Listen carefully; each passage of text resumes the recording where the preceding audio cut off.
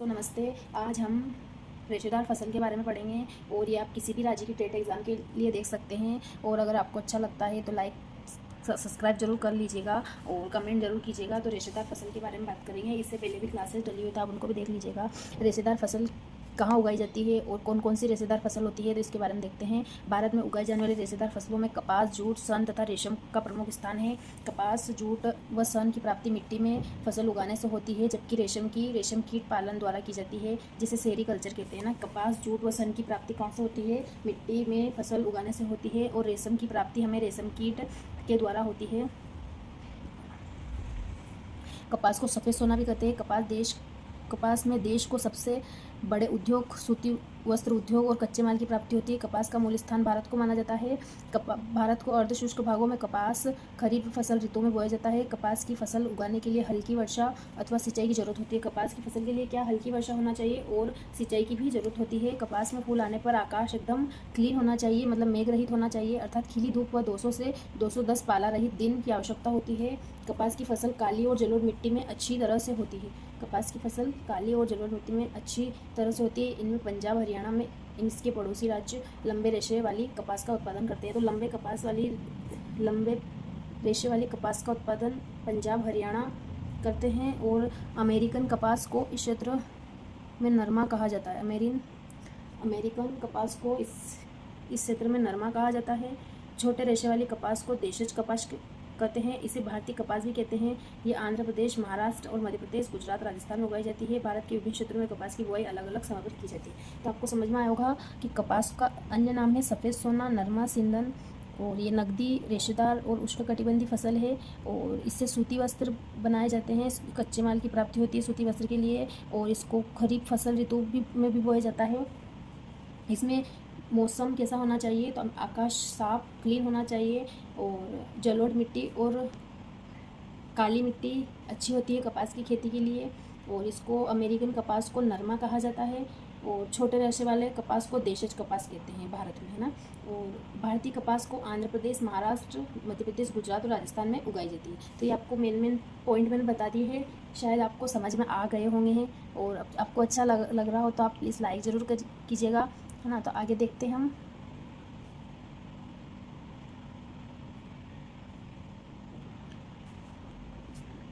कपास उत्पादक देश के पश्चिमी भाग में गुजरात व महाराष्ट्र शामिल है। महाराष्ट्र के वर्षा निर्भर क्षेत्रों में कपास की पैदावार कम।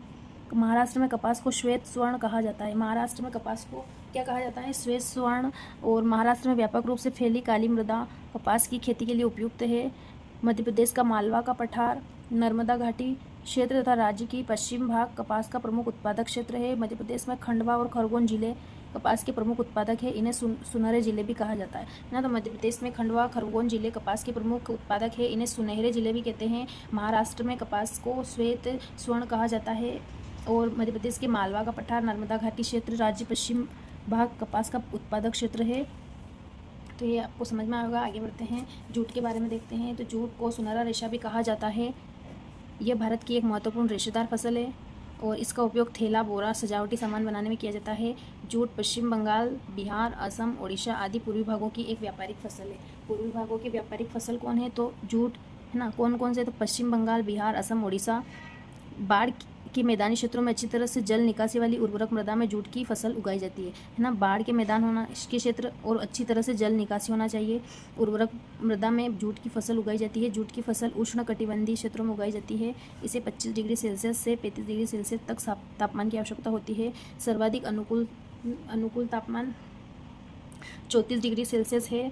और जूट की खेती के लिए 100 सेंटीमीटर से अधिक वर्षा की आवश्यकता होती है। खरपतवार निकालने के लिए वर्धन काल में वर्षा रहित समय की आवश्यकता होती है। अब सन के बारे में देखते हैं। सुनहरा रेशा समझ में आया होगा आपको। इसको ब्राउन पेपर भी कहते हैं। इसमें वर्षा की जरूरत होती है 25 डिग्री से 35 डिग्री और अनुकूल तापमान होता है 34 डिग्री सेल्सियस। और जूट की खेती के लिए 100 सेंटीमीटर से अधिक वर्षा होना चाहिए। और इसको ये पश्चिम बंगाल, बिहार, असम, ओडिशा पूर्वी भागों में एक व्यापारिक फसल है। और ये अच्छी तरह से जल निकासी होना चाहिए इस फसल के लिए। चलो आगे बढ़ते हैं हम और सन के बारे में देखते हैं। सन की फसल के बारे में, तो सन खरीफ ऋतु की एक रेशेदार फसल है। इसके रेशे से क्या बनता है, तो रस्सी, जाल, टाटपट्टी आदि बनाई जाती है। और सन कागज़ निर्माण और हरी खाद के रूप में उपयोगी है। सन क्या है, कागज़ निर्माण के लिए और हरी खाद के लिए उपयोगी है। सुअपवाहित जलोढ़ मिट्टी सन की खेती के लिए उपयुक्त है। 20 डिग्री से 30 डिग्री सेल्सियस तक का तापमान तथा 40 से 50 सेंटीमीटर तक वर्षा सन की खेती के लिए अनुकूल मानी जाती है। रेशम की बात करते हैं तो रेशम की प्राप्ति रेशम कीटों से होती है। रेशम के कीट रेशम के फाइबरों का निर्माण करते हैं ना। रेशम की प्राप्ति का सिल्क के रेशे जंतु रेशे होते हैं। रेशम प्राप्ति के लिए रेशम कीटों को पालना सेरीकल्चर कहलाता है। रेशम के कीट कुछ विशेष खाद्य पौधों पर पलते हैं, जैसे शहतूत पे लार्वा रेशम कीट शहतूत के पत्तों को खाते हैं। ईरी मूंगा टसर मलबरी आदि रेशम की किस्में हैं।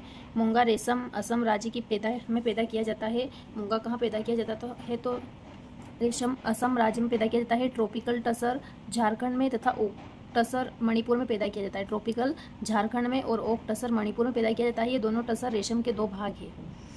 वन्य रेशम का उत्पादन असम, झारखंड और मेघालय में किया जाता है। वन्य रेशम में टसर, ईरी व मूंगा रेशम की किस्में सम्मिलित है ना। वन्य रेशम में ईरी व मूंगा रेशम की किस्में सम्मिलित है।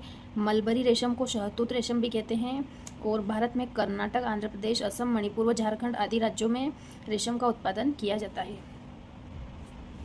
तो आपको ये समझ में आया होगा कि रेशम के फाइबरों का निर्माण करते हैं। रेशम कीट क्या करते हैं, रेशम के फाइबरों का निर्माण करते हैं। सिल्क के रेशे जातव रेशे भी कहलाते हैं। और रेशम के कीटों को पालना सेरीकल्चर कहलाता है। और इसमें इसके मतलब रेशम की किस्में होती है मूंगा, ईरी मूंगा, टसर, मलबरी आदि रेशम की किस्में हैं। मूंगा रेशम असम राज्य में पैदा किया जाता है। ट्रॉपिकल टसर मूंगा कहाँ पे, असम में पैदा किया जाता है।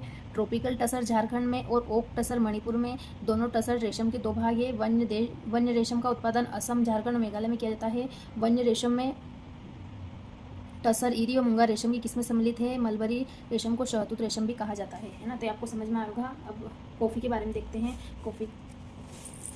कॉफ़ी इथोपिया का मूल पौधा है। कॉफ़ी क्या है, इथोपिया का मूल पौधा है। कॉफ़ी में पाए जाने वाले प्रेरक और उत्तेजक जैसे कैफीन का पता एरीबियाई मुस्लिम सूफी ने लगाया था, है तो बहुत ही आईएमपी ये टॉपिक है। मतलब ये जो नाम है आपको याद रखना है कि कॉफ़ी का पता किसने लगाया था, तो अरेबियाइन मुस्लिम सूफी ने लगाया था। और कॉफ़ी में पाए जाने वाले प्रेरक और उत्तेजक जैसे कैफीन का पता अरेबियाइन मुस्लिम सूफी ने लगाया था। और ये इथोपिया का मूल पौधा है। कहाँ का पौधा है, इथोपिया का। भारत में कॉफ़ी 17वीं शताब्दी में कर्नाटक राज्य के बाबा बुदान क्षेत्र में उगाई गई। 17वीं शताब्दी में कर्नाटक राज्य के बाबा बुदान क्षेत्र में उगाई। इन्हीं के नाम पर बाबा बुदान पहाड़ियों का नाम बाबा बुदान का नाम रखा गया। काफ़ी की वाणिज्य खेती 18वीं शताब्दी में शुरू हुई। काफ़ी की खेती के लिए गर्म एवं आर्द्र जलवायु की आवश्यकता होती है। भारत में पूर्वी व पश्चिमी घाट क्षेत्रों में काफ़ी उगाई जाती है। भारत में कहाँ पे, पूर्वी और पश्चिमी घाट में। और पश्चिम घाट की उच्च भूमि पर काफ़ी की कृषि की जाती है। इस उच्च भूमि क्षेत्र में कर्नाटक, केरल व तमिलनाडु काफ़ी उत्पादक राज्य है। इनमें कर्नाटक के पास काफ़ी उत्पादक क्षेत्र अधिक है। काफ़ी के पौधे को उष्ण कटिबंधीय क्षेत्रों की उष्ण और आर्द्र जलवायु की आवश्यकता होती है। इसमें तापमान होना चाहिए 15 डिग्री सेल्सियस से 18 डिग्री सेल्सियस। औसत वार्षिक तापमान 150 से 250 सेंटीमीटर। औसत वार्षिक वर्षा और दोमट अथवा लार्वा निर्मित मिट्टी अधिक उपयुक्त होती है ना। तो कॉफ़ी सबसे ज़्यादा कर्नाटक राज्य में है और ये 18वीं शताब्दी में शुरू की गई थी। और ये काफ़ी सर्वप्रथम 17वीं शताब्दी में कर्नाटक राज्य के बाबा बुदान क्षेत्र में उगाई गई। इन्हीं के नाम पर बाबा बुदान पहाड़ियों का नाम रखा गया। और कॉफ़ी को इथोपिया का मूल पौधा कहा गया है। और कॉफ़ी में जो उत्तेजक प्रेरक पाए जाने वाले कैफीन का पता अरेबियन मुस्लिम सूफी ने लगाया था। और ये तो बता ही दिया कि काफ़ी के पौधे को उष्ण कटिबंधीय क्षेत्रों की उष्ण और आर्द्र जलवायु की आवश्यकता होती है। कॉफ़ी की 3 प्रमुख फसलें हैं, अरेबिका, रोबस्ता व लिबेरिका। भारत में अरेबिका कॉफ़ी का उत्पादन होता है, जो एक उत्तम किस्म है। यह यमन देश के पर्वतीय भागों में उगाई जाती है। इसके बाद आगे चाय और रबड़, काजू, गन्ना आगे की कृषि के बारे में आगे बात करेंगे। कल क्लास लेंगे। और आपको अच्छा लगा हो तो लाइक कमेंट ज़रूर करें। धन्यवाद।